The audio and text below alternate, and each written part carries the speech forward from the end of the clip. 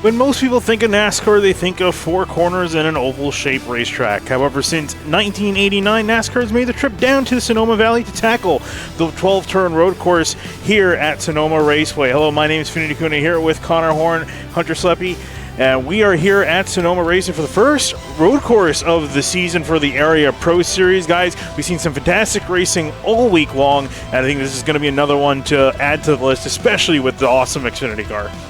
Yeah, I think the Xfinity car is going to really shine today because it's a hot and slick track and it's a road course, so those are a pretty fun combination. It's not as hot as it had been for Monday and Tuesday, but it's still going to be a hot and slick track with little downforce. And I believe this is the first time this series has gone to Sonoma. I didn't see any history on Sim Racer Hub, at least anyways. We know who's fast at road courses. We know who we'll see at the front, but we might be surprised by some drivers, some newcomers to the Pro Series that might shine as well at this 1.95-mile racetrack. Sonoma's fun to watch. I personally don't like driving it, but it is still very, very fun to watch, Hunter, and we should be in for a good show with a lot of competitors. Yeah, a lot of unknowns with this. The first time Area has ever gone to Sonoma for either Cup, Trucks, or the Pro Series. And one driver to keep an eye on tonight is James Scioli. This man is the king of road courses when it comes to the Pro Series. He's had 7 wins, 9 top 5s, 9 top 10s. His average finish is literally 1.4. He's got the most poles and the most laps led on road courses. So this guy is at the top of every category when it comes to road courses. So I would definitely keep an eye on him, Finian. But another name that comes to mind when you think of road courses, Travis Beckner. He's got the fastest time on the board. But I feel like it's going to be a showdown between those two tonight. Yeah, we see Travis Beckner usually up there when it comes to drivers that are solid on the road courses, but also got to throw into the conversation Jake Nichols in the 73. Usually quick at almost anything you throw him in a car in, and he's looking pretty quick in practice. Another driver to mention is Zach Carr, familiar name to those on SimTV, running the Outsiders Racing League. We've seen him be able to wheel a car around a road course, and he's looking pretty good in practice, at least currently sitting in third.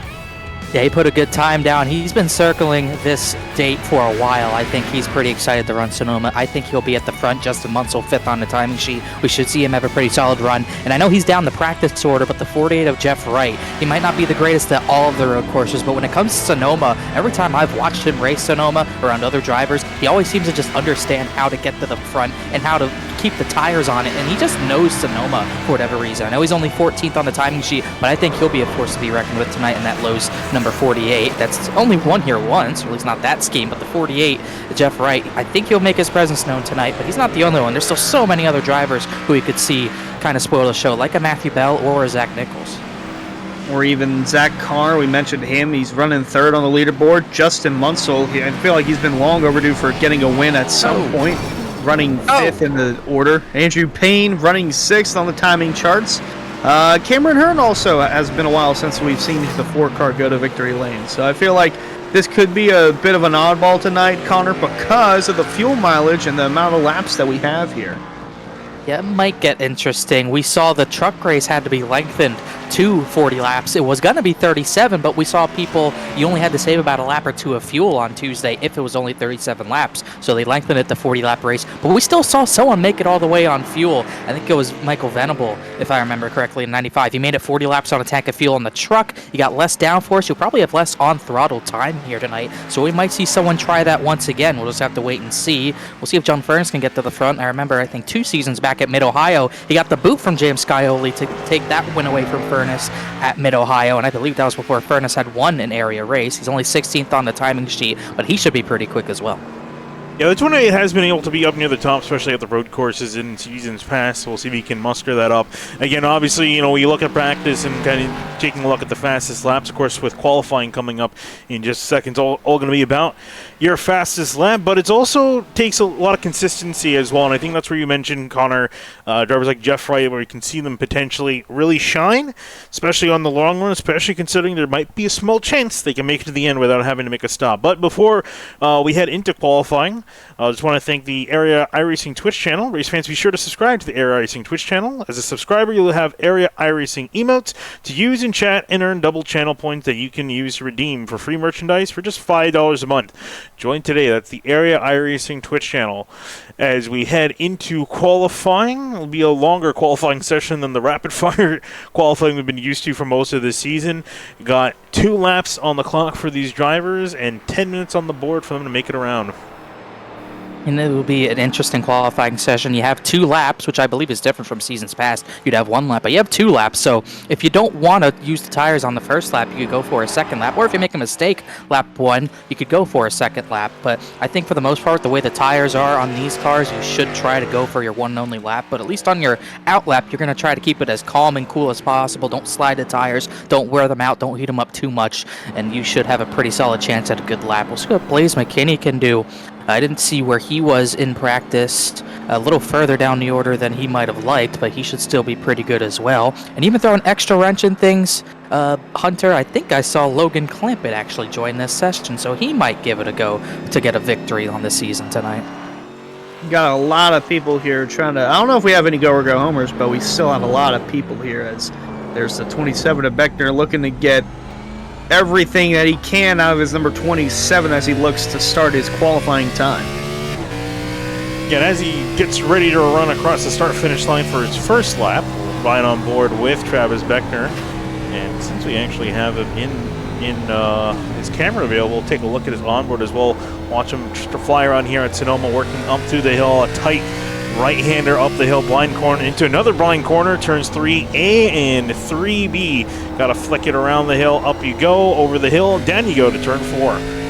And you got to be careful not to hit this curb too hard in turn 4. Just lightly tap it, and you should get a good run out. That curb might be deadly as well. Throw you into that tire barrier. You got to be careful there. Hard braking zone to 7. This is where you're going to see a lot of passing opportunities here. One of 2 passing opportunities, I would say here. Just wrap that curb. Don't hit it too hard. Then you're going to use these a little bit. Slam the ones on the right. Get the best angle into these S's right here. But he slid a little bit too much. Lost a lot of rear end grip, so he's going to lose some time there. But that's what you need to do to be fast here. And then down out of the S's, you come to 10 and 11.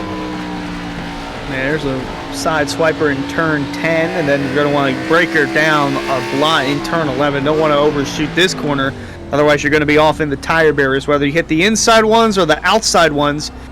As he looks out of turn 11, then another little short left-hander for turn 12, and then to the start-finish line, see what he puts on the board.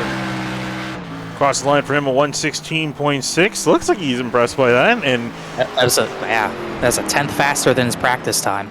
so a solid lap for him. We'll see, does anyone beat it so far? Nothing yet. Andrew Payne put up a decent time, but he's 4/10 off. And as I say that, Zach Nichols in the 44, he jumps to second place on the board, and it's a big gap from first to second. Yeah, for now, it's a pretty big gap. Zachary Carr went 4th. Philip Groner went in about the 9th position. Haven't seen the 73 put a time down yet. So still a number of drivers waiting. You do have 10 minutes tonight. Here's Zachary Carr. We'll see if he tries to put a faster second lap down. I think it's going to be very difficult to go faster lap 2 than lap 1, but we'll see what he can do. Maybe he thinks he made a mistake. You can see all the rubber around the track, and it's funny looking at the rubber on corner entries, Hunter. You can always see where you're kind of hopping up and down. You can see that the rubber kind of go away, then come back, go away, come back. It's going to be a big problem, I think, wheel hop is. Jeff Wright, who might be a contender. You can see that difference in the black on the racetrack as Wright comes into 11. Yeah, only 2 guys with times in the 116s. That's Travis Beckner and Zach Nichols. The next highest up is Andrew Payne with a 117.02. See what Jeff Wright puts in the 48. Be 117 flat. That should be near the top of the board, 3rd or 4th. And actually 5th, so just a little bit shy there by a couple hundredths of a second, but really quick time. Much better than his practice runs. Jake Nichols, he's working through the back half of the track. Actually, to turn 11, he's getting ready to start a flying lap as he heads off for his run. Philip Groner just came across the line a second time. Number 11, he's going to be... Sorry, the number 11, he's going to be in 10th place. Trying to look at some other drivers. John Furness up to 7th. And that was interesting. Groner did pick up on his second lap, so maybe he made a big mistake. 28's through 11 right now, but either way, Groner did improve. Furness is coming across the line. They're about to. So is Jeremy Miller. This is 5 more minutes to put a time down, like Hunter said. No DNQs, at least not as it stands. Furness goes a little bit faster. Looks like he's going to be 7th on the board. Actually, a little slower. He did not improve. Jeremy Miller jumped up to 11th position in his number 30. Just missing that top 10 by a few thousandths of a second over, it was Justin Munsell. David Weissard now 10th. O'Kresick has cracked the top 10. Greg Mitchell now 10th. Oh my goodness. Wow, that was, what a time to... Well, I think he's going to be... He's scheduled to start in 10th. I don't know if he's going to be able to race. Well, hopefully we don't see that tonight. It's a very big jump if you do it. Oh, Levi Heilman, I'm not even sure. Well, he looks like he's just drifting. He's doing some drift practice. Heilman, wrong event here, but he's definitely hanging it all out there. Waiting to see someone try the drag strip. He's trying to SVG it around. You can see his tire marks. Tire marks, yeah. See what Nichols can do across the line. Looked pretty good, 92.151. And that'll put him second on the board, about a tenth slower than Beckner. So an impressive lap there. I've yet to see James Scioli jump to the top. I don't know if he's on track. He's just starting a lap. He's just starting a lap. Waited a while. He'll have enough for 2 runs, so if in case he messes up lap 1, he'll be able to go around for one more circuit to get a time, but he's really waiting until the last possible second. Wonder maybe that has anything to do with the weather. If it's cooling down or heating up. Should be technically cooling down a little bit. It was really hot in practice, 110 on the track, currently 102, so slightly cooler conditions. I think that's why we saw Beckner being able to improve a little bit. And for Scioli, trying to see if he can improve enough in this run to beat not only Jake Nichols, but Travis Beckner, who seems to be his main rival for tonight. And I think it's going to be an important. We saw last night, or at least Tuesday night, really Monday night as well, but I think maybe trucks are a little bit more comparable. But Tuesday night, we saw track position. Sebastian Merritt getting pole was very important. He was able to pretty much dominate on his strategy of all night long from getting that pole position. So this is a big moment for Scioli to get that advantage over Beckner early on. He doesn't want to have to battle him up the hill. Especially in the points as well. He jumped up to 18th in the standings. He has missed a race, though, but looking to make up as much ground as he can. Getting the pole would be a bonus point. See if this lap time's enough to do it. Cross the line for him. It's going to be a pretty quick time of 16.3. And he's got it up there. Will beat Travis Beckner by decent margin to almost 0.3 of a second.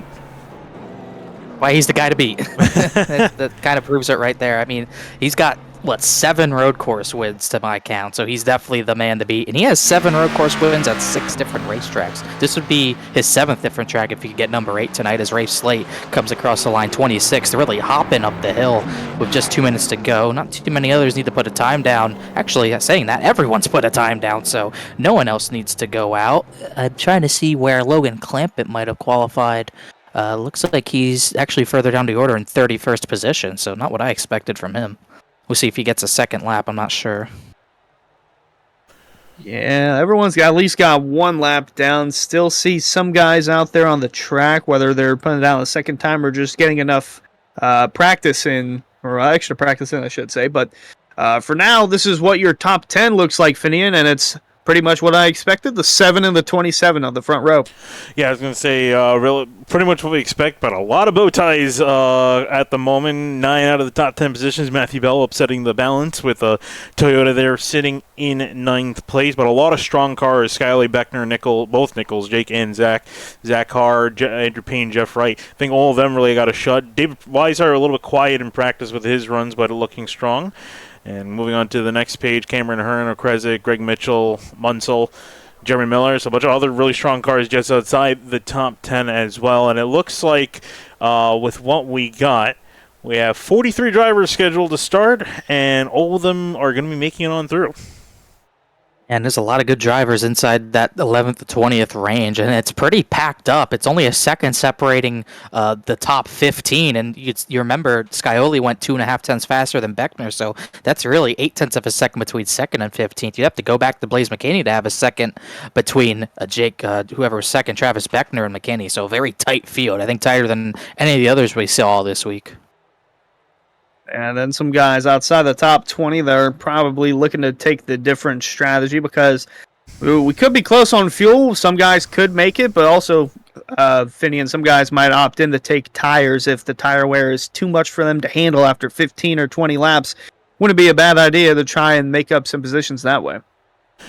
Yeah, it wouldn't really be a bad idea. And it's going to be quite a few strategy options for these drivers with the conditions the way that they are. So we'll see what they decide to do as qualifying is just about wrapping up. Got a little bit of a warm-up session, although I think it's going to be pretty quick. No need for the admins to decide who's going home. Everyone's going to be taking the green flag that is showing up here. 43 cars getting ready to go around here at Sonoma.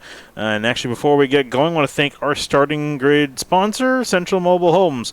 Looking for a small, large home, a new shed, or a triple crown trailer? Look no further than Central Mobile Homes. They've been proudly serving Florida customers for 28 years with a plethora of small and large home floor plan shed designs and triple crown trailers. Available in LaBelle, Okeechobee, Clewiston, and Sebring. Head to centralmobilehomesinc.com to get started today. And drivers are taking a little bit of a chance to get warmed up in the warm-up session. Just get the car around here one more time. See how the track is feeling out. And again, we were talking about strategy for these drivers. Connor, as a driver, you were driving here on Monday. Very different car than the Pro Series car that we have tonight. But tire wear, do you think it's going to be worth it for these drivers to push all the way, get tires, and then go on their way? Or maybe try to save the fuel and save the tires? We'll just have to see. We saw Michael Venable actually gain positions, finish third on Tuesday night, stretching the fuel and the tires. The tire wear is severe. You're going to have to take tires if you're going to take that one pit stop. But we still are yet to see if anyone can make that 40-lap stint go all the way. I'm interested to see who tries it. Venable was kind of inside the top 10 when he tried it on Tuesday night.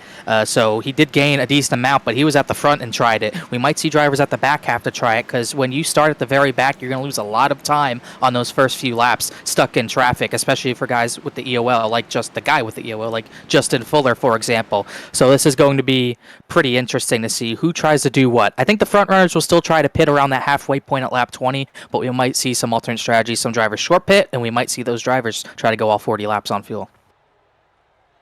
Oh boy, I'm just thinking about how this is going to play out for Ian, and I'm not sure if it's going to be the 7, the 27, or we're going to have a third up-and-comer, like maybe the 73 Jake Nichols, but I'm excited. I'm looking forward to it. Oh, definitely excited. Looking forward to it, and let's get started going through our large list of cars. We'll go through your starting lineup here. We have James Skelly starting on pole. Next to him, it's going to be Travis Beckner in second in the number 27. And then Jake Nichols, already a winner this season, will start in the third position alongside the other Nichols. Zach Nichols starts fourth in the 44. Nichols and Nichols on row number 2. Moving back to row number 3, it's going to be Zach Carr in 5th place in the 97. Next to Andrew Payne, line up in the 77 in 6th. Seventh position will be Jeff Wright. We'll see if he can climb to the front of the field early on. He'll start alongside David Weishart and another Camaro starting 8th. Moving on back to 9th, the first Toyota in the field, Matthew Bell in the number 43. He's lined up next to John Furnace in the number 28 in 10th. 11th position will go to the 4th, Cameron Hearn, who could look to upset the field tonight. He'll be alongside another Supra, Connor O'Krezik in the 14. Moving on back to 13th, it's going to be Greg Mitchell in the number 2. Next to him, Justin Munsell lined up in 14th in the number 6. 15th position will go to the 30 of Jeremy Miller. He will start alongside his teammate in 16th position, Philip Groner. Moving back to 17th, it's going to be Justin Fuller in the 55. Next to him, it's going to be Ryan Hart in the 54, lined up in 18th. And Fuller will go to the rear with an EOL penalty. Trey Eitzen in the 22 starts 19th. He's been impressive on Tuesday nights. Blaze McKinney is impressive any night he races, but he'll start back in 20th. Moving on back in behind them, 21st, Brody Falker in the number 42. Next to him, Alex Bell is going to be lined up in the number 15 and 22nd. 23rd position is going to go to the driver behind Brody Falker, because that's how that works. Braxton DeWeese in the 13 car will start in the 23rd position. Brad Slaughter Jr., Truck Series champion, will start 24th. Moving on back to 20... you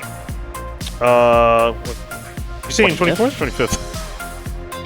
Well, I went with this row. I was wondering why it didn't switch over. Oh, I'm sorry. Apologies for that. I got mixed up. I was trying to press around some other things. Sorry, there we go. 25th, Alex Weaver lined up in the 29 car. Race slate next to him in the 98. He lined up in 26th. We have an extra pace lap, so we have time to have that happen. Ben Pierce will start 27th position. Levi Heilman, who had some troubles at Dover, will start 28th. Moving back to 29, Shane Abbey's lined up in the 84. Next to him, Bryce Senezek in the 09, lined up in 30th.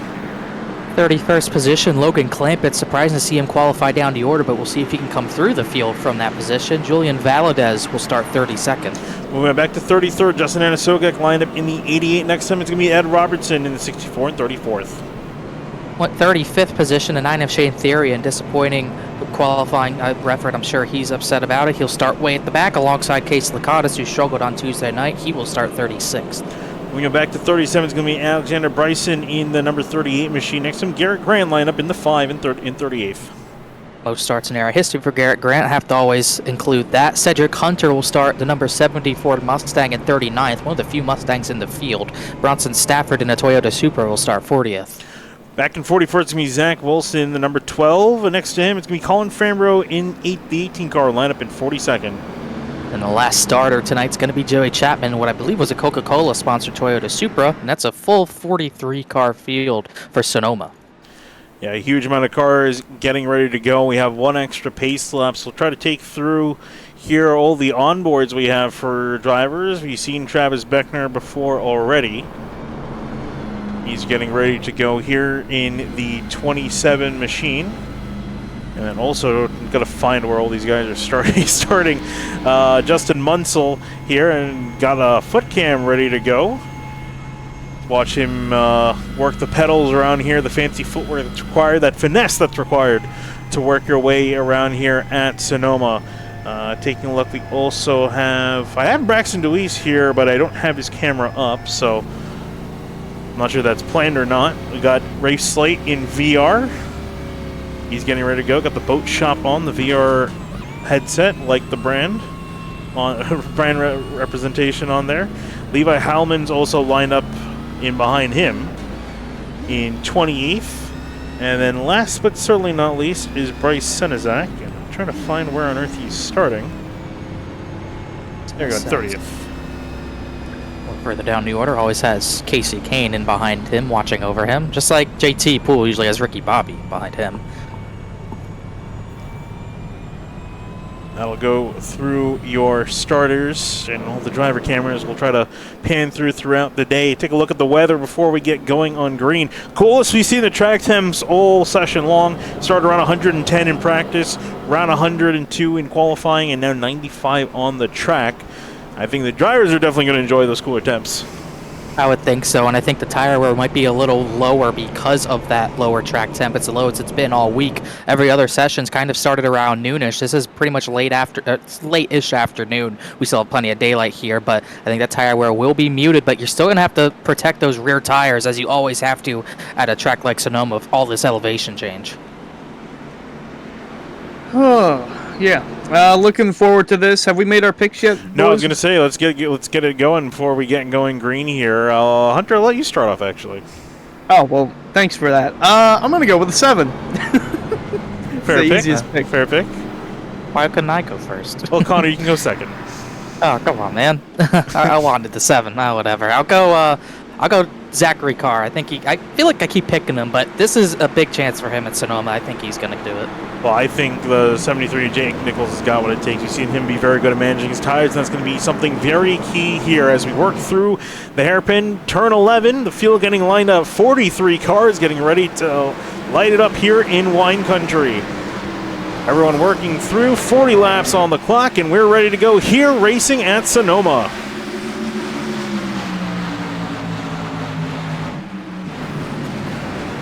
Up the hill into turn 2, side-by-side action. James Scully trying to see if he can break away from Travis Beckner. Everyone else in behind looking like they're clear away. They're still fighting hard. Beckner working around the outside in turn 3A, and will get through on the inside in 3B. He will muscle through to the lead.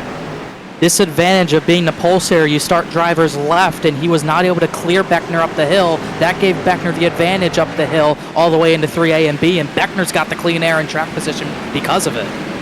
They are down into turn 7. Good passing opportunity for some as we see some multiple side-by-side battles, even three wide battles with that one car going super low, and then off to the S's. Trying to see who on earth is involved in there in the middle there. I think I see it's the blue and white car. That's Alex Weaver in the 29. He was in the middle of all that. There's Brad Slaughter in behind, Julian Valadez in the number 86, Ray Slade ahead of him, so huge chaos there into the first of 2 hairpins, and then as we work into the back hairpin now, Skyler trying to see if he can get back to the 27 of Beckner, who will lead lap number 1. And track position is so important, not to get the lead on the first lap, and the clean air is a big deterrent of a 7, but he looks strong in the back half of the track. He's still able to stay on the bumper of Beckner. He's going to have to get him quickly here, because if he can't get him before the tires wear out, he might not get him at all unless he pulls some sort of strategy. He's right on the bumper. Close to the bumper as they head into turn 3 and 3A, as the 7 just applying pressure to the 27. Won the pole, didn't get to lead the first lap. Travis Beckner looking to complete this win as he's trying to keep the 7 at bay, but not for much longer. Yeah, he's doing pretty well at the moment. Most of the front runners single file, a couple other close battles in behind. Ooh, 7 was getting to the bumper of the 27. Want to quickly go back here. It's on the car flanking. Connor Kreska under attack from Justin Munsell. We see Garrett Grant jumping way down the order. I think he's had some issue. He's had some issues. Bryce Senesac hit the concrete wall in the first corner, so that's why he has damage. But we'll see what happened to Garrett Grant side by side with Ed Robertson, and it will go 3 wide. That's Justin Fuller, and looks like Robertson might have gotten a tap from someone. His bumper got cut off, and he's got a little bit of damage because of it. Meanwhile, still single file for the majority of the top 10 up here, all trying to get through turn 11, then into turn 12. Very interesting 1.9 mile road course here. As Philip Groner behind him, starting Ryan Hart, Blaze McKinney as well. Yeah, they just had some contact down there. Not sure there was a dive bomb from someone in here. Taking a look at Ryan Hart's in behind. Maybe it was accidental. I think Blaze McKinney was the one who got into him. Oh yeah, he did. That 87 actually already had damage to the nose at the start, and collected him right there at the end. I don't think Blaze really came up too much. They kind of just came together, kind of how racing happens. Turn 11, it cost McKinney a spot.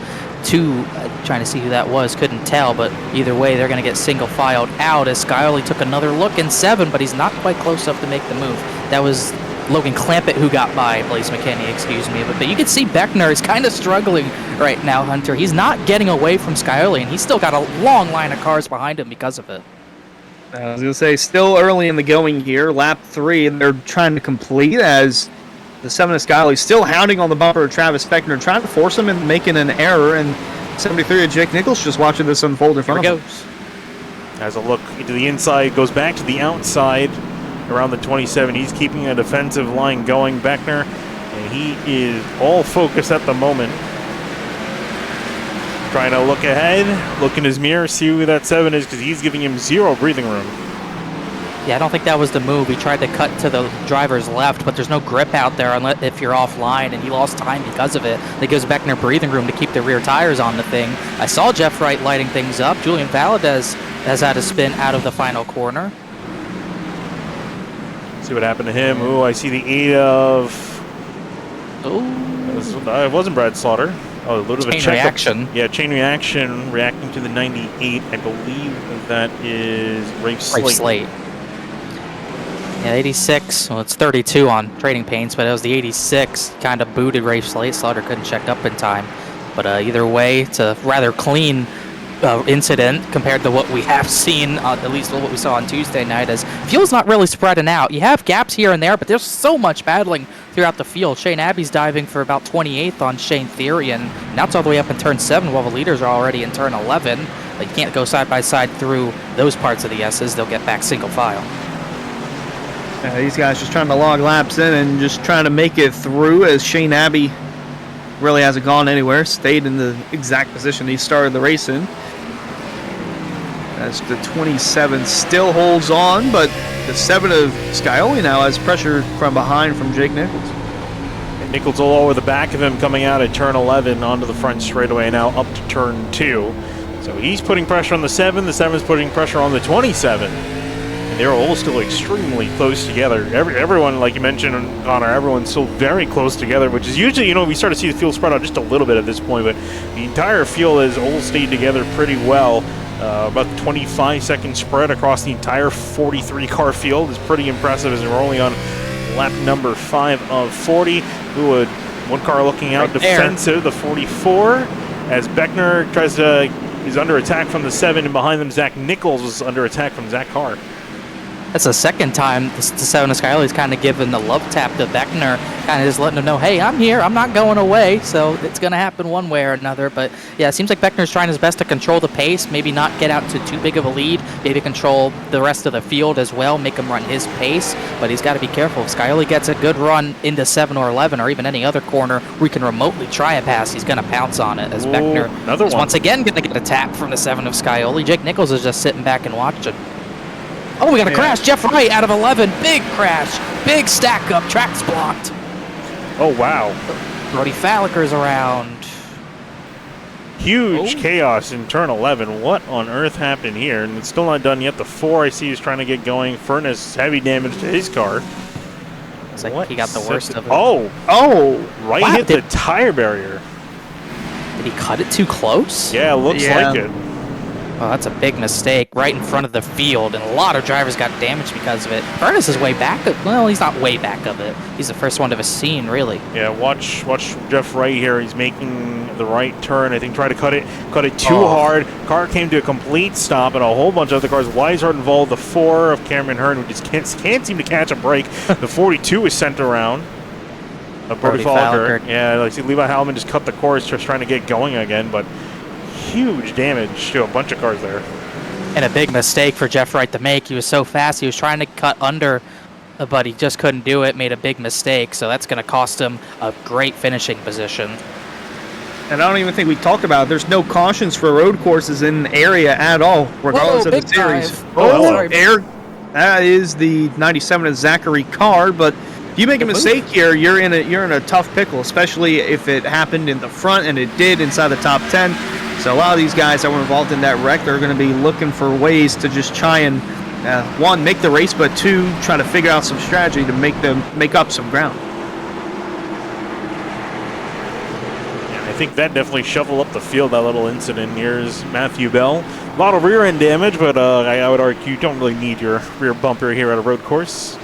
So he's going to continue on, running well in 7th. He's up 2 spots since the drop of the green flag. Connor Krasikin behind the 14. That car working pretty good. He's up 4 positions. There's David Weiser with the damage to that nose. I worry a little bit with that nose damage. It's pretty significant. I gotta say, I was surprised Logan Clampett qualified 31st. It did not take him long to get through the field. He got through that crash pretty well. He's all the way up to 13th position. He ran a 118.7 last time by. Even through traffic, that was 0.2 faster than Travis Beckner. And he's still probably 11 seconds behind, but he's got the pace. We're not really surprised by that.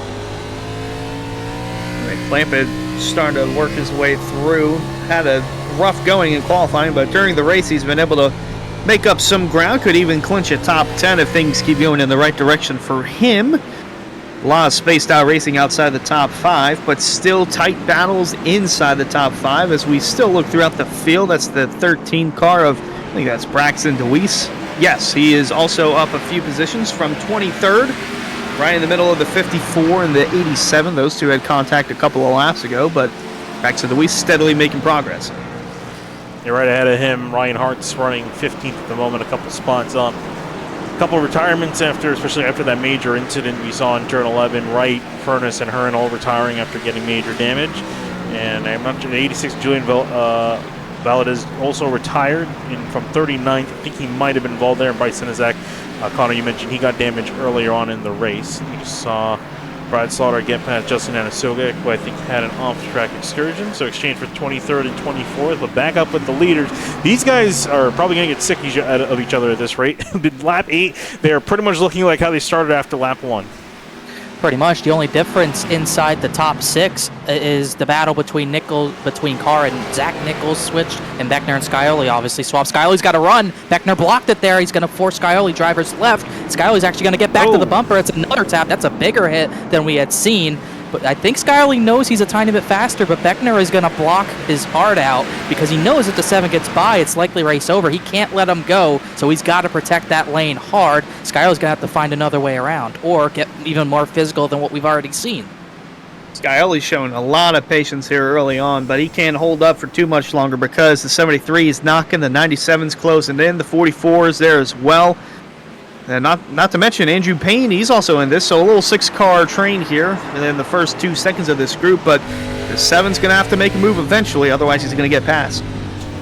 Every corner almost looks like he's trying to fan out and dive, make a little bit of a move, a juke and a jive, and just can't quite seem to get anything on. Beckner seems to be pretty much unfazed.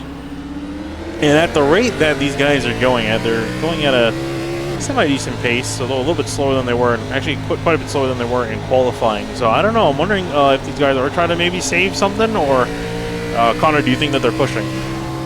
I feel like Beckner, I don't know if he's saving fuel, but I feel like he's definitely trying to control the pace and save his tire a little bit. That's kind of why he's not pulling away, even with the cleaner air. He ran a 19.2 last lap, and like we were mentioning Logan Clampett's pace again. Ooh, Beckner missed the corner, though. Here comes Scioli. He's going to look to be inside, more contact, and just can't quite stay alongside. But Beckner, Logan Clampett was about 9/10 of a second faster than Beckner last time by, and Clampett's actually going by Trey Eidson, or at least trying to right now. So I'm almost wondering if Beckner's trying to back the field up a little bit. Maybe he is trying to save fuel. We don't quite know. So Scioli's on his bumper again up the hill.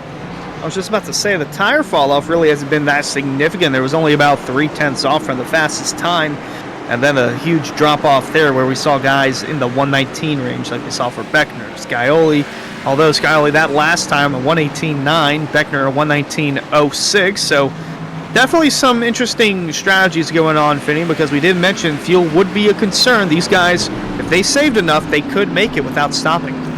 Yep, they could make it. Hit him again. Yeah, I was going to say, he is really enjoying hitting the back end of Travis Beckner's car. He's tapped it quite a few times. You just kind of wonder, when do the bumps when do the taps become bumps? Made sure to move the 27 out of the way, but the entire top six here, all the way back to Andrew Payne, all nose to tail.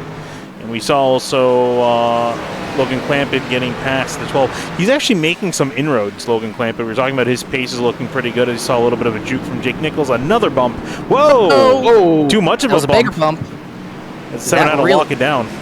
And he really slid the rear tires, too. He's got to be careful. That can't wear him out. I think he fired in a little deeper because Jake Nichols actually looked to the inside of 11. So Beckner, if the 7 keeps wearing his rear tires out sliding like that, he might be able to get away. But once again, you can see Scioli gets such a great run up the hill to get back to Beckner. But it seems like from 3B to 4, Beckner has had the advantage most of this race.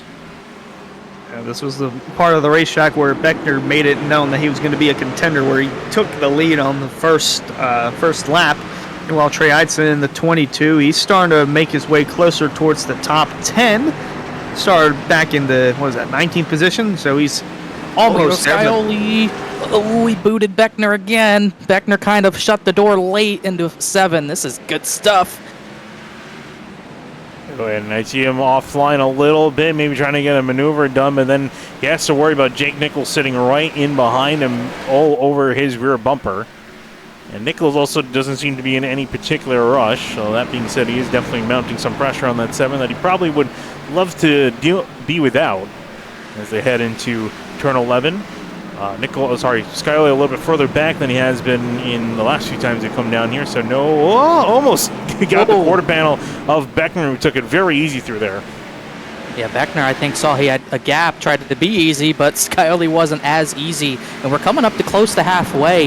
You think if these drivers do have to pit to the end, if they choose to pit, Levi Heilman's had an off, but you'd think that the undercut's going to be very important in getting track position for the end of this race, as we'll see what happened in 10 to 11 to the 99. Oh, that was off from the entry. It looked like he hit the rumble strip on the outside before entering turn 10, and that's what threw his car sideways. Unfortunate stuff there for the 99, who's actually having a pretty decent run. Back up to the leaders, we'll check on them. Still no change in the order. He's sure trying to change the order. He's been making pokes and prods, but nothing significant. And it's incredible that these 5 are able to stay pretty much nose to tail, and they are not letting Beckner get away, and they're not letting the 7 get away either. I just wonder what Scioli's pace would be if he could get clear. This is probably going to be his best chance at Beckner that he's had all race, but he's a little offline, a little wide. We'll see how hard Beckner tries to protect this lane. Oh, he's going to give room to the outside. Oh my gosh, the 7's going to be under fire from the 73, and there it is. And that's exactly what Beckner needed to see. Those two going side by side so he can begin to check out. Yeah, I don't think that is what Skyley needed to do there. I think it might have been a little too impatient. The 73 Nichols almost into the wall heading through turn 1. He is still trying to be there to the inside of 2, but couldn't keep it there. Zach Carr fanning out a little bit to see if he can maybe make something out of that mistake, but he will stay in line. Couple, oh, hello, drag race out of turn 11 into turn 12 onto the front straightaway getting aggressive. That's Alex Weaver fighting off Rafe Slate there in the 98. I saw that battle. I saw Jeremy Miller and Trey Eitzen went side by side from the exit of 11 all the way into turn 2. Whoa! There goes, was that Weaver? That was Weaver. Yeah, saw that coming. It looked like there was a little beef between the two earlier in the race. Not sure what for, but That Rafe was Slate showing his displeasure with Alex Weaver. Well, look at the rear bumper. I don't think that was. I think he got a little bit of a tap. Watch the 8 of Slaughter climb up the hill. Oh, yeah. Bam, right there. Oh. Not much he could do there, I wouldn't think. Yeah, assistance from Brad Slaughter, so yeah, nothing really 98 could do. Good job, Connor, pointing that out. Oh, and as we go back live, Shane Abbey has had an issue out of turn 4. Haven't seen a lot of spins out of turn 4 today so far, compared to what we saw in the Cup Series. Although the ninth, you can argue, is still fairly young. He's heading into there behind Shane Terrian, and just got a little bit too happy on the gas. Yep. I heard Joe Santasogek have kind of like a fake laugh out of turn 4 when he saw the 84 spun, because in 11 a few laps ago, the 88 got the punt from the 84. But either way, they'll be able to continue with no damage. Skyley's actually, I wouldn't say lost a little ground, but he hasn't pressured Beckner just as much quite yet. Looks like Zachary Carr's fading off of Jake Nichols a little bit. And I feel like we're about to maybe see we saw the battle. Looks like Matthew Bell, Justin Munsell might have swapped positions. Couldn't tell there. And I think Jeremy Miller's getting sick of Trey Eitzen because he keeps beating the back bumper off the 22. Whoa, 7 of Skyley getting very opportunistic there. Had a look in turn 7. But no change in the running, and you can see in the background there the other battles going on. Justin Munsell leading Bell and Okrezik. The 6 of Munsell ran a laps. He ran a second quicker that last lap than Matthew Bell. So Skyley's close. 43, but look at this block. He's daring Skyley to hit him. He's daring Skyley to hit him. He hit him again. He's daring him to spin him. I really think he's trying to dare the 7 to spin him. But Skyley is playing it very patient right now. We'll look at Travis Beckner's onboard. He's working his way up and through the hills. That 7 bearing down on him. And actually going to go a little bit maybe too wide. Open the door. Ooh. Here comes the 7 to the inside of 3A and B. Going to throw it in again. Here goes Nichols. He's going to get the driver's left. It's going to give Beckner more room to maybe get away in 7. Nichols is going to stay around the outside, but got forced a little too wide. Now here comes Zachary Carr. He takes a look on Jake Nichols. Can't do it as Beckner gets more breathing room through 7 as Scioli is heating him up, but just can't make the pass. And you think eventually something's got to give. And Jake Nichols will not give him all this time for much longer because he has stayed on these two the entire time. Yeah, great virtue of patience for both the 7, the 73, although I think the 7's is starting to shorten a bit with 27 to Travis Beckner. Huge run through turn 10, a little bump there, but, well, that's set up for turn 11. Skyley going to look around to the outside once more. Another famous bump. Almost got to trademark that at this point with how many times he's done it. And, well, no change there. Nichols a little bit offline, but Zach Carr not able to make anything out of that. Behind, seeing some Logan Klampik trying to climb up through the orders, got past David Weinshardt. He's looking at Connor Okrezik next as his next victim. Well, Hunter, you're definitely right about Klampik potentially getting a top 10. He's already there and still got many laps to go. And he has been catching the leaders at the rate that Beckner and Skyley and Nichols have been setting. This number 90 car, he could potentially join them. Yeah, that's if the 27, the 7, the 73, they all stay within each other and they don't pass each other. They tease as the 14 lets the 90 go by in the 9th, but yeah, almost a second quicker that last time. Hunter Scioli just dove bomb Travis Beckner and took the lead away, and here comes Jake Nichols. Man, the one time I peel away from these guys and I see they'll miss the pass for the lead. Scioli, your new leader, out of Jake Nichols and Travis Beckner. We'll see if anything happens in turn 11 as Beckner has been shuffled on back. Everyone tired of waiting, feeling he's been going too slow. Now Scally back in front and has actually not led a lap. If he can make it out of turn 11 without any issue, it'll be the first lap he's led tonight. They head on through single file, a bit of a checkup. Zach Carr being flanked by Zach Nichols, and no change there. Let's take a look and see what happened in turn 7 to set this whole chain reaction off. It was just finally the right run, and Travis Beckner tried hard to protect it, but Skyley kind of takes him by surprise here, and Beckner cannot cover it up in time. Skyley gets to the inside, kind of forces Beckner wide. That allowed Jake Nichols to also get the second position away, so we'll see if the 27 can keep up and stay in this lead battle, and is now Scioli starting to put a bigger gap in, but you can see Skyley was tired waiting. That's the highest up the San Jose Sharks have been on the leaderboard in years, as Jake Nichols up to second. The 7's starting to check out. 6 car lengths separating first and second now, but Beckner's still hounding the 73, trying to take second away. Yeah, Beckner's not losing any time. He's remaining in this group. Skyley getting a small lead, one of the biggest leads we've really seen between the leaders since the drop of the green flag. That's only maybe half a second, but he's starting to break out away from Jake Nichols. And Nichols, I wonder if he's also kind of running in a slightly slower pace to preserve his tires. But no other changes in the top 6. Not too far back is Justin Munsell. Logan Clampett, he's worked up to 8th now.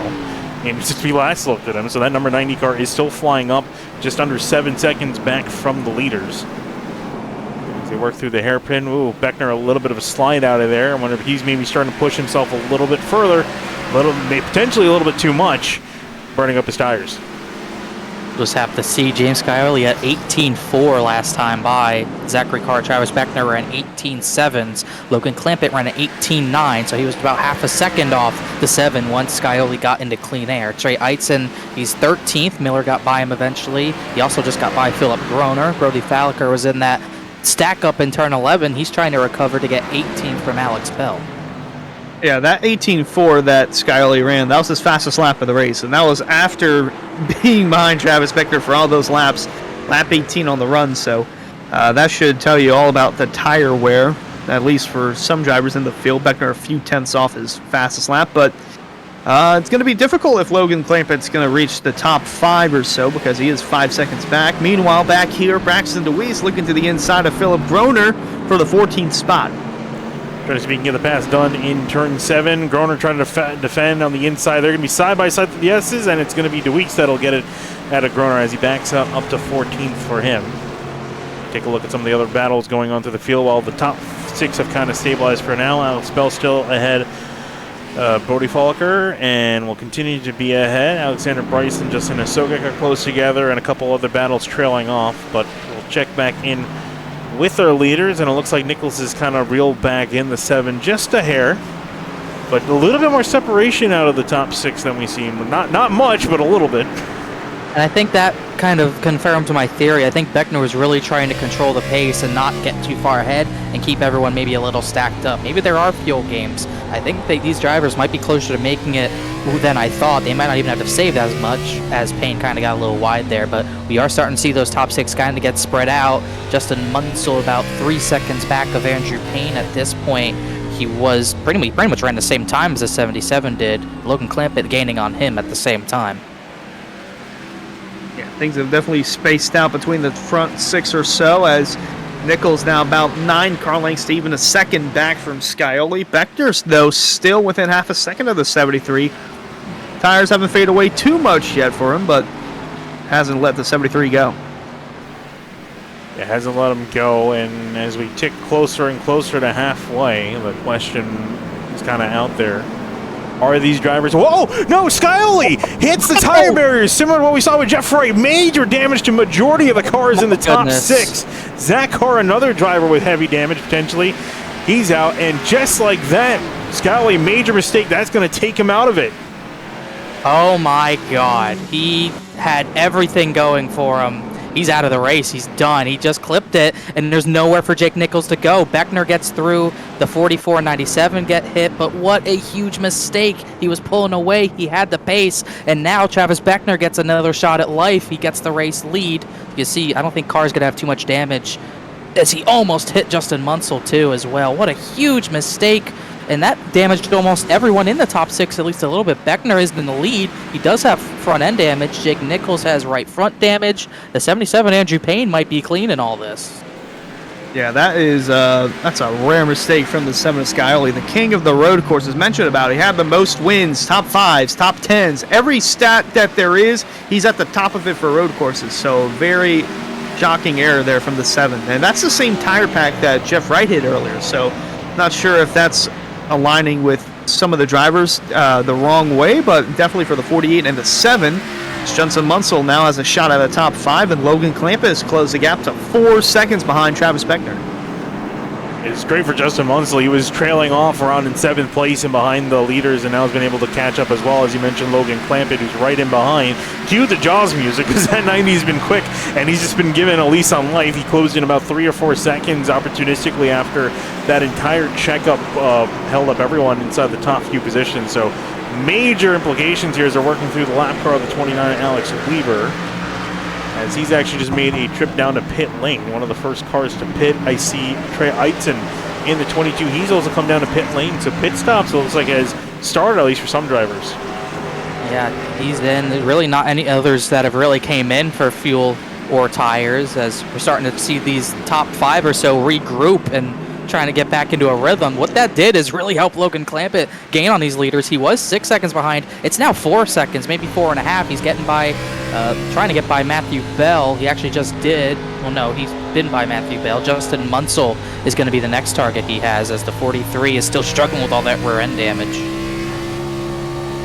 Yeah, hounding the 6 of Munsell for that 6th position, but Nichols still 6 car lengths within striking distance of Travis Beckner. I'm still baffled, Finning, by that mistake that the 7 made, because this just changed the whole complexity of this race. Really did. I got a spin in 4. Bronson Stafford just got spun around.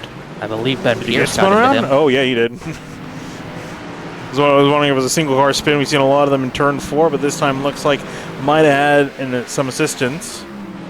Ben Pierce in the 65 there comes up, just clips the 61 enough. The back end comes around. Stafford does get going away with relatively minor damage. Those tires probably not looking as hot. Logan Clampett fighting hard side by side with Munsell, leaving tire tracks in turn 3A. Still going to be side by side with the 6. Couldn't quite get on by. And this will lose him some time. That was a tough spot to try a pass, but couldn't make it work. We'll see if he tries anything in 7. He's not that close, so I don't think he'll be able to.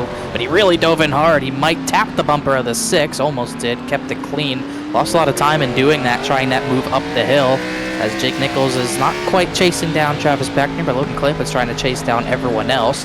That's been a good benefit for Andrew Payne. He got up to 3rd and all that. Yeah, that is a great pickup there for the 77 of Payne. Puts himself in a podium position, but the 90 of Logan Clampett losing a lot of time there. It was 4 seconds at one point. Now it's getting near north of 6 seconds, as behind him, go back to the 90. He's got the 29 of Alex Weaver, who did pit, but with the fresher tires, going to be a little bit of an interesting debacle here, because lap traffic intervening with the top 10, and then behind, still inside the top 10, the 43 of Bell, the 33 of Weishart with some damage at the front of that 33 machine. No, Kresick not too far behind in 10th. Yeah, the battle going on. We're just outside the leaders. Battle for 8th place between Bell and Weishart. Bell struggling to get the power down. Weishart catching up, but nowhere to really go through turn 3. And Connor Kresick saying, I got 2 damaged cars ahead of me. I have a chance of making up 2 spots. Yeah, he's trying to get through the field, so he's going to try his best to get any of these positions. I think Kresick might be a tiny bit faster. Weishart sliding the rear off of the curb through turn number 4.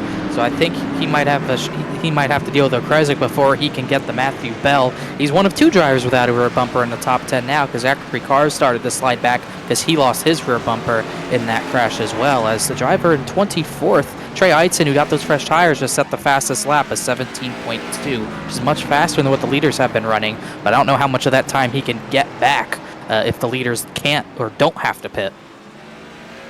Yeah, it will be interesting to see how far he'll go on the leaderboard with that different strategy, because fuel seems like everyone's going to be able to make it on at least inside the top 5 or so, but tires definitely going to be a concern, as guys are running 119s, 120 that last time by from Matthew Bell. Logan Clampett just back in the 119. So pretty average times throughout the top 5 or so. Zach Nichols was about even 5/10 off of Travis Beckner that last time by, but Jake Nichols still, and Payne going a little off-road.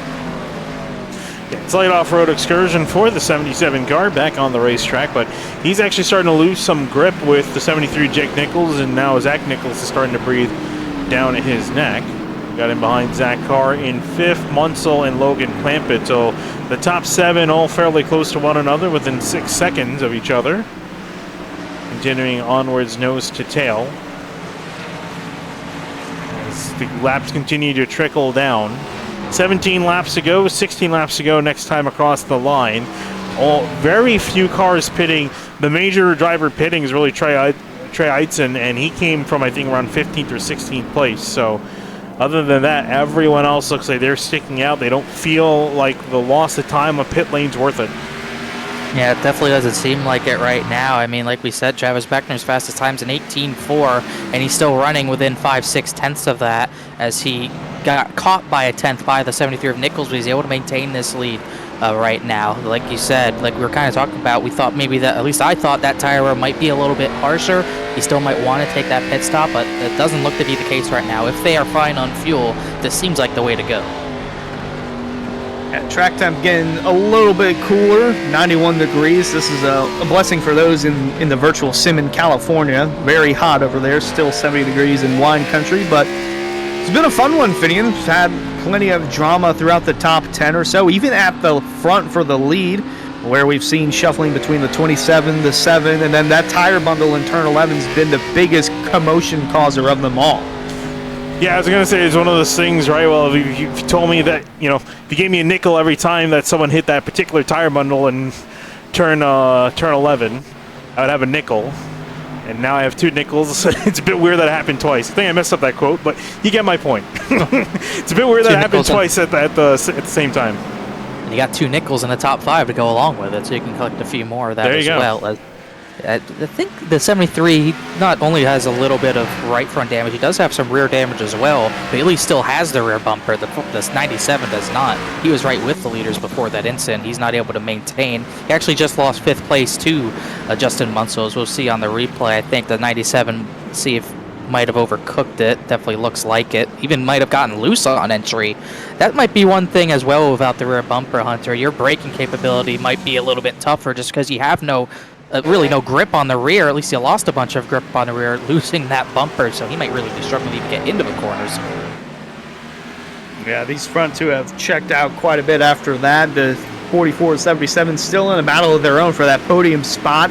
And even behind them, Andrew Payne, well, not Andrew Payne, he is in this battle with the 44, but Justin Munsell, Zachary Carr, and then Logan Clampett starting to creep into the picture now, as that was a wild set of turns there for Zachary Carr. He's struggling. Yeah, he really is starting to struggle. If the damage is hurting him or just the tire wear is starting to really catch up with the 97, just can't quite keep that car up to pace, up to snuff. Logan Clampett. Bit surprised that we haven't seen the 90 come back at the 6. He kind of backed off. I'm not sure if he's trying to cool the tires down, maybe save them for a last run push to break inside the top 5, but he's kind of backed off the pace a little bit. Here's some battling going on. Brody Falker sideways drifting it through the S's. Got passed by Alex Bell. Might be cast by one more as Greg Mitchell tries to work around him in the 2. Yeah, he hit those curbs on the right wrong, and it got a big, really sideways. He and Alex Bell tried to go side by side through there. That's really not possible, and we just saw it there as Mitchell couldn't get it done there. He's going to dive inside in turn 11 with a decent enough run, and Falliker will give him the space to go side by side, and I think Mitchell will get this position out of the corner. Philip Groner's still fading a little bit. Blaze McKinney's all over the rear bumper just up ahead of this battle. They'll go side by side, and it almost looks like Groner's going to let him go without battling up the hill. Yeah, that is for the 14th position. I'm not sure what happened, if the sim's glitching or not, but it says win for Travis Beckner. I just realized that myself. Did we make the script too soon? I think we're going a little bit too further ahead. I'm going to try to do a little Control-Alt-Reset here, and Control-Delete, I guess, is actually the correct term, but I'm going to try to reset things, get the timing back going. Not sure why it showed everyone finished. I'm sure Travis Beckner hoped it would finish right now because Jake Nichols is closing on him, and he is right at the bumper. Not close enough to have a real look for the race lead quite yet, but he is gaining and he looks faster at this point in the run, as they, like we said earlier, they checked out on Zach Nichols in third. So enjoy some 80s NASCAR while we try to get the ticker back going. Good old-fashioned. I need the old version of the ticker that we have, where there's literally nothing on it. It's just the yellow text. Laps to go, top 5. It pops up every 5 laps or so, maybe. Yeah, basically. Got some lap traffic. One thing that's going to come into play, they have lap traffic up ahead that they will catch. You got Fambro, Bryson, and Ed Robertson all up ahead. That could play a factor, as Nichols is right there. He did not get that great of a run off of 4. He'll show the nose, try to maybe intimidate Beckner into a mistake, but not quite close enough to have that dive into the corner to get alongside.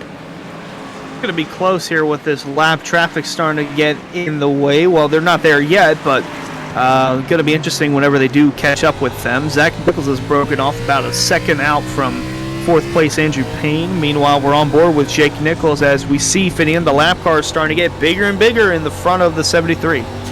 Yeah, more and more of them. We actually have lost quite a few drivers. We only got 31 drivers still running on the racetrack, so decently high attrition rate. As he had Robertson struggling, whoa, almost wrecking in front of our leaders as he's struggling to get through turn 11 in one piece. He'll make it on through. That was really close. He almost corrected into them, but he thought thought better of it, but he got out of the way, as you cannot go side by side through there. Alex Bell keeps making it work. It's 2 passes he's made at that part of the S's, that time on Philip Groner. And so Bell's starting to creep up closer towards the top 10 as... So is Greg Mitchell, too. He's actually been working through quite a few cars. He's been picking them up and putting them down. We saw him work past 42. He's gone past the 11 and the 15. So he's inside the top 15 now. And also Trey Eitzen, if you're wondering where he is doing and how he's doing with his fresher rubber, he's back up to 20th. And has a couple cars ahead of him. This might end up being a neck around either nothing gaining for the 22 or a slight net gain. So not a horrible strategy call for him. So look at the leaders, still nose to tail, and then a battle going on behind. Justin Munsell, Andrew Payne, Logan Clampett, and Zach Carr. And the Eitzen pit from about 12th, so if he can get up to 12th, that would be a net even. So he's got a ways to get up there, but we'll just have to wait and see, as battle for the lead not close quite yet. Zachary Carr is following the 7th, Clampett's up to 6th, and it seems like he's kind of stalled out. Definitely lost time to the leader since we last looked at him, so I think he used up a lot of tire to try to get to the front, as I think that said Robertson getting out of the way. He used a lot of tire to get to the front, but he's kind of lost that advantage, and now he's just kind of trying to hold on. Although he's still past the 97, he might still be faster than Andrew Payne, but as far as his pace compared to the top 2, I don't think he can get there as well, as Fambro is right in front of the top 2 right now. Yeah, front 2 still within 3 car lengths of each other. Beckner, Nichols, they've really been the... Beckner, sorry, held up there by Robertson. That might give Nichols an opportunity here, Hunter. It's going to go down into turn 4 and then going to head to turn 7. Not that big of a deal, at least for now. The 27 is still the leader. The 73 is still on the bumper, but it's going to be between either one of these two if they don't wreck each other. That's the big concern. Yeah, that's going to be the big thing. I really don't think we can really look at Nichols. I think he's definitely obviously going to not try to wreck the 27. Beckner, though, we have seen he has been aggressive in the past with mixed success of it. So I'm just curious to see how hard Travis Beckner is going to defend to try to fight for this win. He's going to go to the inside. It's going to be Nichols looking to the outside in turn 11.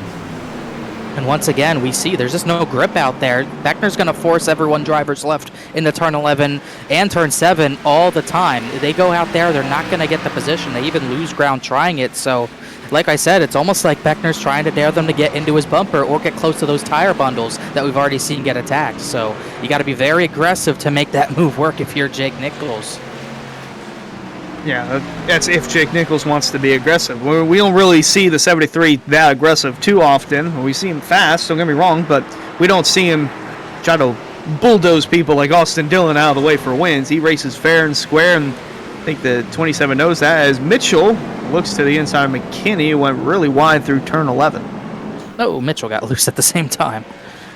Yeah, let the rear tires up, trying to get back on the power. He'll still stay ahead of the 87, so up to 14th. The dude's at a pretty consistent climb forward. And he's got a decent gap, around 8 seconds next to the next highest car ahead of him. That'll be the 13 of Braxton Dewey. So Blaze McKinney trying to come back here to get back on the power. Can't quite get to the back of the 2. So Mitchell, I think, will scamper off away into the distance. As you look back at the leaders coming to the line, 9 laps to go. Laps are winding down between these two.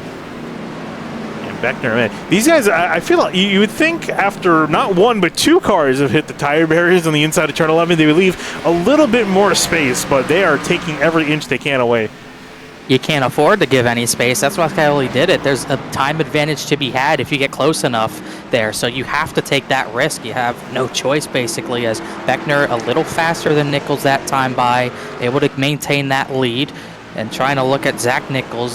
Zach Nichols was about 2/10 slower. Justin Munsell was actually faster than the top 2 last time by, but pretty far back with only 9 laps to go. Likely not to get there, but the 6 showing decent pace like we kind of expected to.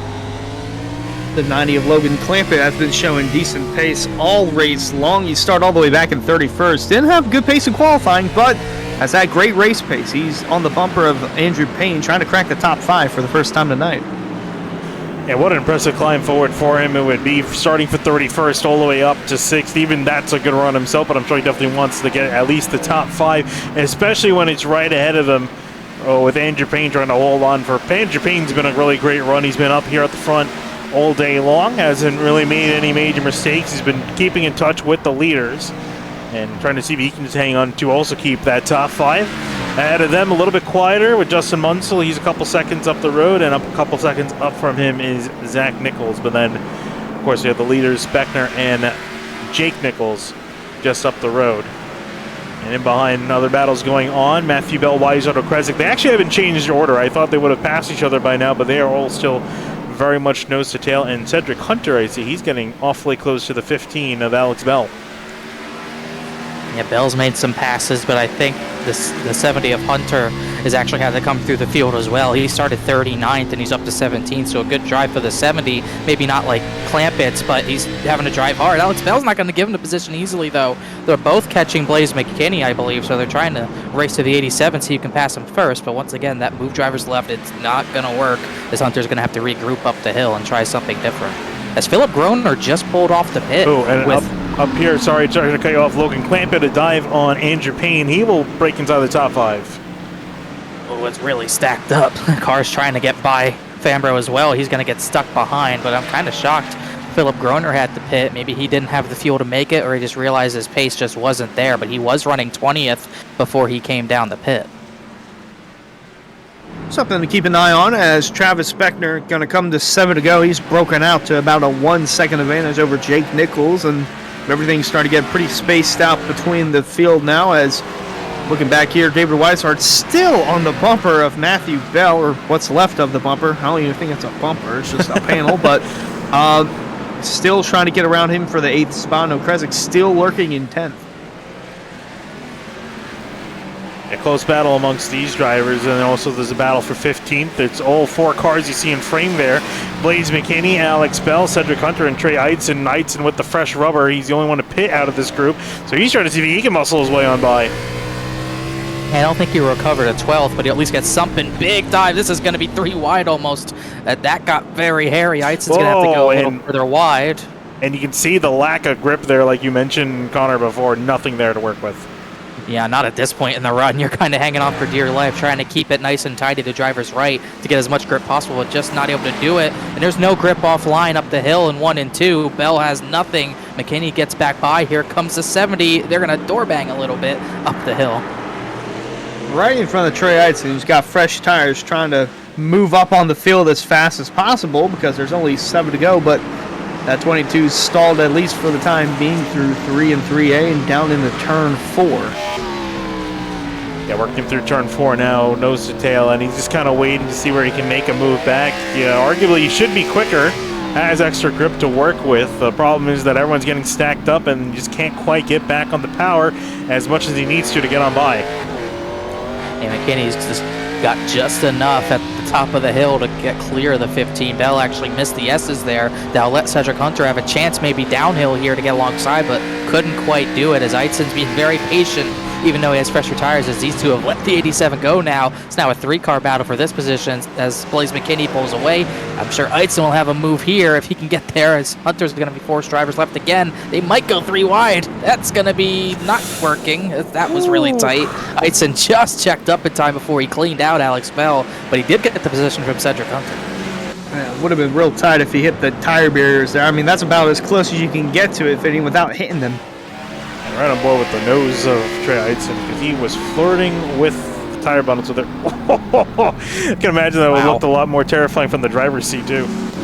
I would think so as well. So good job. Made a pass through all that, so that was pretty impressive, to be honest. As Clampett's still trying to get 4th. He is closing in on Justin Munsell, as Justin Munsell's actually closing in on Zach Nichols, so that battle for 3rd might heat up by the end of this race. But the battle for the lead's cooling down. It's about 1.3 seconds from Beckner to Jake Nichols. Nichols had one close look in the turn number 11 where Beckner blocked it, and that seemed to maybe be his last chance, as 73's fallen off since then. Yeah, going to want to pass him dirty there. Wanted to get through clean and allow the 27 to break away. 1.4 seconds now, the gap, as Nichols just trying to get as much as he can, trying to close in on the 27, but nothing is working as of now. Yeah, he's kind of backed off. I'm just wondering, maybe he just doesn't have the tire. Usually we see Nichols is pretty good at tire saving, but this course very demanding, and especially the pace these guys have been setting has been pretty demanding for 40 laps straight. Just don't think he has enough to push that little bit extra. And as a look back here, Eitzen fighting side by side. Hunter almost made a move back on him, but he will just stay ahead in 17th. Still trying to see if he can get back to Alex Bell, and then also Blaze McKinney just up the road. He's running out of time to see if he can at least try to break inside the top 15. I was pointing out it earlier. Also, David Weishart. I was looking at him. He got passed by Connor Kresick. So that little trio battle for 8th kind of also subsided. And I think Eitzen actually got forced drivers left. That's why he was forced wide, and that's why the 70 got side by side with him again. But that battle's still going to be ongoing, as will this battle for 3rd. Excuse me. It might turn into a battle for 4th. Once was lost ground. Logan Clampett's still gaining just a little bit. Zach Nichols holding clear of 3rd for now. Munsell about 1 second back, still within reach of that 3rd position, as Clampett's there as well. So really 3 cars in the running for this podium spot, and it's all Zach Nichols to lose. It is all Zach Nichols to lose at this point, at least for 3rd place. He's trying to keep and maintain the pace ahead of Justin Munsell and Logan Clampett as the laps continue to wind down. Last time by, Beckner was actually only 300th slower than Jake Nichols, so they ran pretty identical laps. Just doesn't seem like the 73 has the amount of drive off the corners that he needs to catch this 27. And I don't know if he's going to get another opportunity. It's going to probably take a lot of stuff happening for him to have one more shot at Beckner. There's some lap traffic ahead. Garrett Grant, Shane Abbey, and Ben Pierce is a little further up the road on the lead lap, but I wouldn't imagine it'd give Beckner much trouble. Got closed down a couple of tenths, though, down to 1.2, and maybe a little less than that, as the 73 trying to cut all corners that he can without going out of the racing line, as Justin Munsell holding 4th for the time being. Logan Clampett closing in on this bumper. Yeah, this battle's starting to heat up here. Between these two, battle for 4th. Clampett still looks like he is not done yet. Munsell looks like he might be struggling here. Goes wide out of turn 2. Here comes a charge. Clampett gets back on the power, trying to see if he can make the move. He's the only one brave enough to make that move up the hill. He's going to have positioning. He's going to get it done. That is a power move to get drivers right and stay alongside up the hill through 3A and B. That was really well done to get 4th. And he still might have a shot at the 44. Very far back, about a second and a half back from Zach Nichols, as Andrew Payne now trying to look to the outside of Munsell, trying to crack in the top 5. That's risky. Yeah, Alexander Bryson there. He was on the apex of turn 7, trying to let the leaders on by. Whoa, and Payne is absolutely charging the curves, trying to see if he can catch up to Justin Munsell. Trying his hardest, and I think he'll have a look if he's close enough into 11, but he's got to be careful of that curbing. If he cuts any closer, he'll end up hitting that tire bundle and be the 3rd driver to do so in this race. It's still interesting that we saw 2 drivers do it. We saw no one do that the last 2 nights, as Zach Nichols looks like he might have just gotten into Bronson Stafford, as the 61 hasn't let him by quite yet. But good battles inside the top 5, and you got good battles outside the top 5 as well. Matthew Bell is not battling for position with Colin Fambro. Ryan Hartz, Jeremy Miller are pretty close for 11th at the same time. A little further back there is the 11 of Jeremy Miller. Ryan Hart's not too far behind as well. Lap car of Ed Robertson there, running in 31st, but Travis Beckner still 1.1 seconds separating the 27 and the 73 with less than 2 to go. Yeah, less than 2 to go for the number 27 Machine X. Just want to get this ad read out of the way. I've looked at quite a few replays so far tonight. Want to thank Henry County Motorsports Park. Racing returns to Henry County Motorsports Park on September 7th, including 360 Top Gun wing splins, Caruso late models, factory stocks, and more. Tickets are $15 for adults, with discount prices for seniors, teens, and kids age 5 and under are free. Come and see dirt racing at the most southern dirt track in America, located in Clewiston, Florida, off of US Highway 27. And as that car, bearing the sponsor's name, works through turn 11, he's got a 1.2 second lead. White flag in the air for Travis Beckner.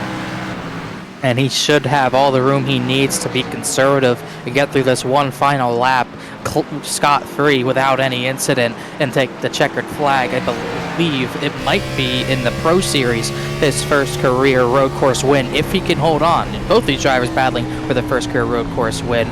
But Nichols a little too far back. Logan Clampett's close to Zach Nichols, not quite close enough to do so yet.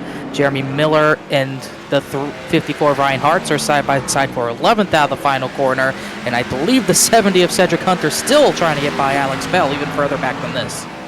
Well, it's the last lap. You got to use everything you can out of your tires, and there's Cedric Hunter moving to the inside of Alex Bell for position as Travis Beckner works his way through the S's for the final time. Yeah, we see Cedric Hunter just getting on by, but for Travis Beckner working on through. He didn't lead every single lap, but he almost did. He led the majority of the early part of the race, setting the pace, controlling the race as much as he could. James Kelly got by him and then also made a mistake. Beckner took the lead back and never quite looked back since as he works his way through the final corner. The 27, he'll get back on the power, light it up just a little bit as he's going to rocket across the start-finish line. It'll be Travis Beckner that wins here at Sonoma. What a great victory for Beckner. He deserved it all the way. Logan Clampett just had a slide. He had Zach Nichols, but couldn't get it done. So Nichols will get third, and fourth will go to Clampett. Maybe Munsell. Oh, they crashed across the line. Whoa! I think the 44 ran out of fuel, and he got pushed across the line in third. Well, I'll be that. I didn't think that was going to be that close for these guys. Let's take a look at what on earth just happened between them. Was not expecting a heat like this. Here's the 44 of Nichols trying to get back on the power, couldn't quite do it. There goes Clampett into him, then Munsell, and an absolute wreckfest at the line. Yeah, Zach Nichols didn't have enough to get to the line, but he had enough help to get to the line, I should say. Oh, we have to take a look back here. There was the lunge from the 90 of Logan Clampett. He tried to make the move around the outside, and we've seen this how hard. Look at him lose the traction there, almost wrecked it. And ironically, if he waited, he might have been able to get past because there's the 44 starting to go slow. Here come the 90 and the 6 drag racing themselves to the line. Oh, boy. Justin Munsell with the assist. Remind me of that, I think it was what, Carl Edwards and Ricky Stenhouse at Iowa? Yes. Very similar to that right there. It was pretty similar to that. That was wild the way that one finished. And it didn't really mess up the order even at all. Justin Munsell actually got a spot from Logan Clampett because of it. It looked like Jeremy Miller actually got 10th position on the final lap. He was 11th. I wonder if someone else ran out that was ahead of him. I think not Alex Weaver. Someone might have ran out. It was actually David Weishart. He finished 19th, but no worry about that right now. Travis Beckner, a pretty dominant showing tonight. Yeah, first win of the season for Travis Beckner and a first win with his new team, Central United Motorsports. So those guys are going to victory lane with the 27. And the first win for Hendry County Motorsports Park on the hood of the 27. Solid job there. You see 37 laps led. Very happy Travis Beckner here, and also gets a chance to take a breather as he's been pushing for 40 laps straight. Definitely hard to say he didn't earn it because he had competition all night long. We'll take a look here, though, at our race results after a very chaotic end to that race that was fairly calm for the most part. Travis Beckner taking the win with Jake Nichols in second, and a very chaotic run for third with Zach Nichols sliding across the line just ahead of Justin Munsell and Logan Clampett. Yeah, a crazy finish that we didn't expect for the P3 finish, but the Canes Camaro gets to talk to us, and I think that's why he's the real winner tonight, because he won that battle. And Justin Munsell got the assist. Maybe he gets third and a half place points. I don't know how that works. And Chupane came 6th. Zachary Carr was damaged, and Matthew Bell. They both had no rear bumpers. They finished 7th and 8th. I think with the damage, they'll take that. It's a big win for Central United, by the way, as the 50 will do burnouts with his teammate. Okrezik and Miller, the top 10. Miller grinded hard for that one. I think he'll be happy. Was caught up in a wreck, but was able to come through with the top 10. Hart's just missing out on that. Braxton DeWeese with a solid showing in 12th. Greg Mitchell, Cedric Hunter, Blaze McKinney, Alex Bell, Trey Eidson, Anna Sogak, Weishart running out of fuel on the last lap, and Casey Lakatos round out the top 20. And moving on back to our next row of results, Shane Therrien climbed back up to 21st after poor starting in 35th. Some silver lining for him today. Ben Pierce, Brody Fallaker, Shane Abbey, and then a bunch of drivers ended up finishing a lap down. Grant Groner, Bryson, Colin Fambro, Alex Weaver, and Ed Robertson, your top 30. Yeah, a lot of drivers down here who had trouble. Rafe Slate had 2 incidents with the aid of Slaughter, intent to be decided on the second of those incidents. But the big story there, 33rd place, James Scioli. He got the lead from Beckner, and not too long after, hit the tire bundles when he seemed to be in control. It's a huge upset for him to not win, let alone be outside the top 30. A huge mistake. And where he is in points, Hunter, this was a big opportunity to gain points, get away from that top 20 battle, but he's going to be in it for at least one more week. Yeah, he was 18th heading into this race, but that blunder right there in turn 11 is what's going to cost him big. And moving on back to our last few finishers, John Furness, Cameron Hearn, and Bryce Senezek rounding out the finishing order. Well, let's talk to the number 44 of Zach Nichols. And Zach, well, I would have said he had a fairly uneventful day. Up until the checkered flag there, where I'm guessing you ran out of fuel. So walk us through how the last couple laps were for you. Yeah, I didn't even know we were going to run out of fuel till about like 10 to go, and then I started saving really hard. And, yeah, I started sputtering off the hairpin, and I kind of just tried to keep it straight, and I kind of kept it in the middle of the track, and yeah, we got hit across the line, which was it made up for the uneventful 90% of the first part of the race. Yeah, and really, obviously it was fairly uneventful. We saw you roll in a giant pack of 6 basically for the entire first half of that race. What was the game plan? Was it just saving tires? Obviously, you said you didn't really know you were going to run out of fuel, so you weren't trying to save fuel in the first part. But was it about saving tires, or where you just kind of felt you were in a decent place and didn't feel like pushing harder than you needed to? Yeah, I mean, I'm not really the best on road courses. I'm actually, I don't know, not really good at them, so my game plan was just to sit and save the right rear, or not the right rear, but both the rear tires. And yeah, we just sat there, and luckily there was some carnage, and we pulled out a top 3 out of it. It's kind of funny that you're saying you're not good at road courses, because you started in 4th and finished in 3rd. I would say that's pretty good for someone, especially in a stock car. But Zach, solid finish for you in 3rd, and hopefully first of many. Hopefully you get any better finishes in the future as well. Yeah, thank you.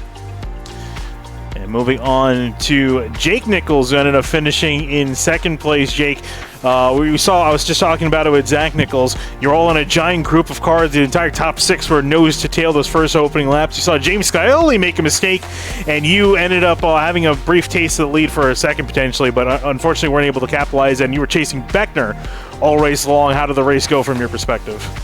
It was interesting. I was kind of we were all in conservation mode. I think we're all good on fuel no matter what we did, unless you really pushed it. But at the same time, we were just trying to keep tires underneath us. So I was just waiting for James. I knew James would make a move at some point. He tried a few times. Travis would defend pretty well. So I knew at some point I could try to take advantage, get one, if not both of them. And of course, the time we got Travis, like 2 laps later, I'm more confused than anything. You don't expect that from anybody, especially James. He's our road course ringer pretty much. Our league's road course ringer. He's always fast up there. He's always the guy to beat. And it's crazy that he made the mistake, and it's hard to judge those because I mean I'm sure we all have seen netcode before where on your screen live someone hits a wall or something and stops and then keeps going. So like your first instinct when it's James is that it's netcode, like he'll kick back into place, and then a second later you realize, uh-oh.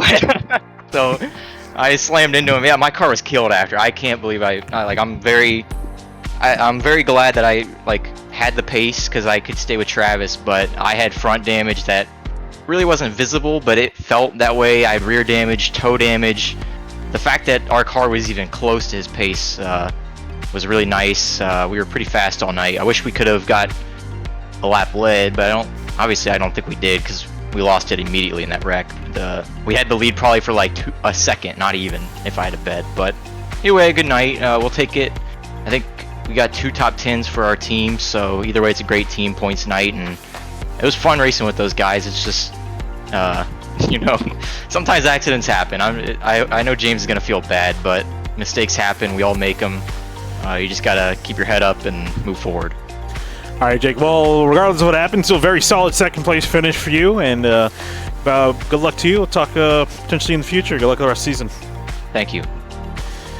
And last but certainly not least, we're going to take a look and talk to Travis Beckner, winner in the number 27 machine, and also getting word to the first win for Central United. As your new driver to that team, walk us through your very eventful race, because I'm sure you're probably sweating after pushing this car around here for 40 laps. Yeah, I am definitely sweating. It doesn't help when your room is 87 degrees right now, but yeah, that I was not expecting to get the win after when James got by me, and then he ended up wrecking. I'm still in utter shock that he wrecked. He never wrecks at road courses like that, and got lucky with the brake when I barely tapped the wreck right there. Got some damage. It definitely got rid of some of the front turn in the car, but it wasn't enough to slow me down there at the end. Yeah, we saw that pretty much the entire race. You were either battling, trying to hold off James Scally, and then eventually you were trying to hold off Jake Nichols for the rest of the race. How was that for you? What was the game plan for you? Just trying to keep up in front, set the pace, safety your tires, or were you looking in your mirror constantly? Did you feel the pressure from them from behind? Yeah, I definitely felt the pressure from them behind, but I was just trying to set the pace, save gas because it was going to be very close. I think I was running out of gas coming across the line. I was able to get it back around though. Yeah, just saving rear tires, sitting in front of them, parking the bus, trying everything that I can to keep them behind. So, and before anything, I really want to give the Central United guys a shout out. They hooked me up with these awesome shirts, the whole team and everybody. Oh wow, look at that. That's awesome. Yeah. I got there's 2 shirts. I got the purple one on now. I had the white one on Tuesday. And yeah, another thing is I got to thank all my sponsors. Ken Kenny, Hendry County Motorsports Park, Central Mobile Home Sheds, him sponsoring the series and the league and sponsoring me. My dad, my mom, my grandparents especially. It's been a rough couple weeks, but this is fun. I don't know what the word I was looking for there, and y'all taking the time out of your day to come broadcast this. I am very, very happy right now. All right, well, Travis, we'll let you go. Enjoy the victory, a very well-deserved victory here in the Area Pro Series at Sonoma. Travis, thanks for talking to us, and best of luck the rest of the season. Thank you. All right, and with that, it's going to be wrapping up interviews here from tonight at Sonoma. Gentlemen, I got to say, it was a pretty action-packed race, especially there towards the end. Very dramatic throughout the entire race. We didn't know if the fuel was going to hold up. It ended up holding up for most drivers, not everyone. We had some drivers run out, but we had a lot of fast drivers. We had 6 cars at one point within probably a second and a half. All 6 of them could have won the race, even though the battle for the lead was intense with Scioli and Beckner. We thought Scioli might run away with it. Then the mistake we saw, so rare, relegated Scioli to 33rd place, and that was really what Travis Beckner needed, and he had enough pace to hold off the 73 of Jake Nichols, and he had the fuel to get to the line.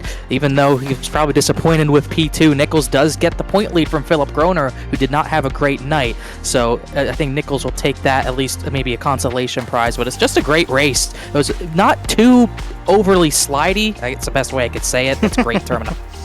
Hunter, but it was a pretty gripped up track, but it still was just slick enough where we saw really solid action throughout the entire top 40, really. Yeah, it was a very exciting race for the Pro Series at Sonoma, and a very exciting weekend of racing for all 3 series, and looking forward to next week, where I believe all 3 series will be going to North Wilkesboro. So we haven't been there for the Pro Series or the Cup Series, but the trucks make their return to the 0.62 mile oval in North Wilkesboro. So Phinia, next week's going to be fun as well for the short track fans out there. Yeah, definitely going to be a lot of fun. Just want to thank a couple sponsors here at the end that we didn't get a chance to get to. Elite Entertainment, add some life to the party this summer with Elite Entertainment, located in Boiling Springs, South Carolina. Elite Entertainment provides high-quality band production to entertain at any location, including karaoke, single, music bingo, and more. I also want to thank High Banks Podcast, just 2 blue-collar guys, Nick and Alex, talking about NASCAR and more. Listen to episode 205 with Brad Slaughter. New episode with Jacob Bell coming soon, available on Spotify. Rick's Hot Sauce. Head over to rickshot.hotsauce.com for some of the best hot sauces made locally in South Florida. Try the Loxahatchee Classic, Golden Garlic, Palm Beach Pineapple, or South Beach Heat. Follow the Rick's Hot Sauce Rookie of the Year battle in the Area Cup Series. See which driver will take home the $100 prize as the highest finishing rookie in the point standings. And you definitely want to check out next week when we head to North Wilkesboro, like Hunter mentioned, across all 3 series. Some classic short track action fun. We've seen some fantastic racing in North Wilkesboro in the past with other series, and I expect nothing less, especially with the giant fields we've been having here in the area, across all 3 area series. Well, that's going to wrap it up here from Sonoma with the road course action here. My name is Trinity Kuna here with Connor Horn and Hunter Sleppy at SimTV, and we'll be signing out for tonight. Thank you for watching.